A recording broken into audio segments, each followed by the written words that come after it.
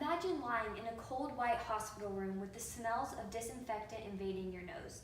You are waiting to find out if there's enough blood so that you could have a life-saving surgery. You are weak and helpless because there's nothing you or your doctor can do to get a donation to the hospital faster. Your next breath depends on a blood donation. This story happens to many in hospitals. Blood donation is a community responsibility and it can help save many lives. One day, you or a loved one could be that person waiting in a hospital on a blood transfusion. I have volunteered at a local hospital, and I have witnessed many hospital beds filling up with people who are waiting in blood. While at the hospital, I learned that 1 in every 5 people need blood. It's extremely important to get involved in blood donations so that you could save the life of an accident victim, help someone defeat cancer, and also show your community kindness. Unfortunately, the lack of blood donations is a problem that many face today.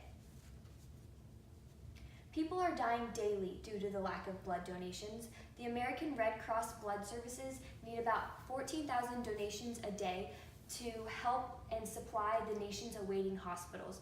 There are about 2,600 hospital rooms waiting on blood donations. It was only when his father was wheeled into the operating room did Ahmed Iraket realize the importance of donating blood. The 44-year-old said he never thought about being a blood donor until he struggled to secure the blood units his father needed for a life-saving surgery. This true story came from the Jordan Times, and there are many other stories just like it. Amy Ellis Nutt from the Washington Post on why do people give blood after disasters but not after blood drives shares that blood is needed every 2 seconds. She also shared that during blood drives, people tend to gravitate away from them because they feel as if it's a social pressure. But after disasters, people will line up because they think it's a communal willingness. Blood is needed every day, not just after disasters. Donated blood is used for a wide range of circumstances and it can potentially affect anyone. So what's the solution to this problem? More people must be willing to donate blood.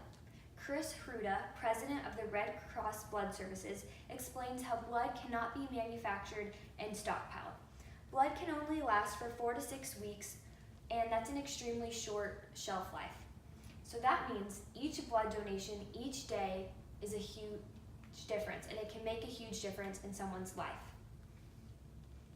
In the past, summer is an extremely difficult season to collect blood because high schools and colleges make up about 20% of the blood donations, and during the summer, there are no blood drives being put on by those schools. So right now is a perfect time to act and get out and donate blood because we're in the middle of summer. There are only a few circumstances that would keep you from giving blood.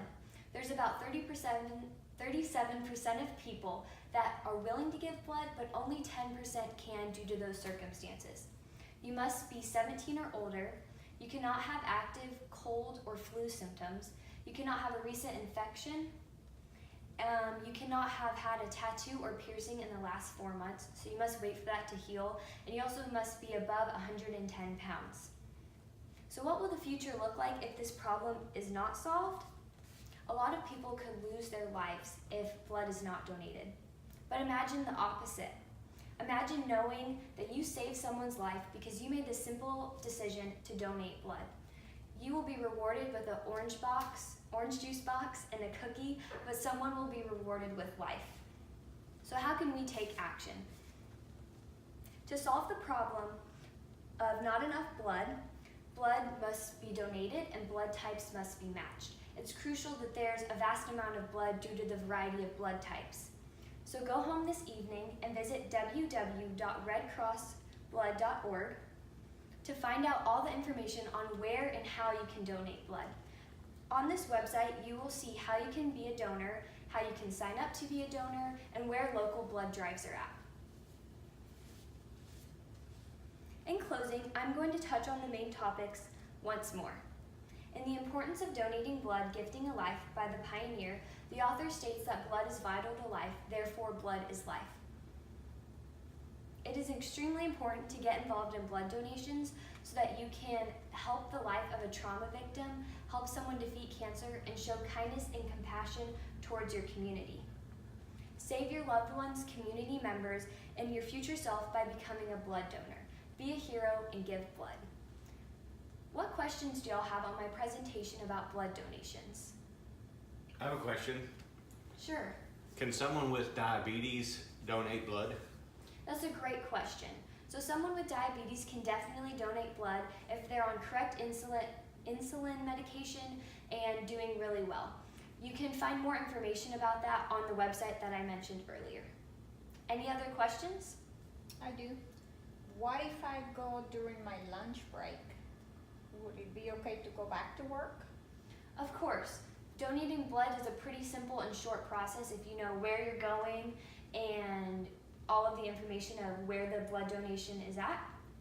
You will be rewarded with an orange juice box and a cookie, so you'll feel great enough to go back to work, and it's a pretty short process. You'll probably just have a bandage on your arm and a smile.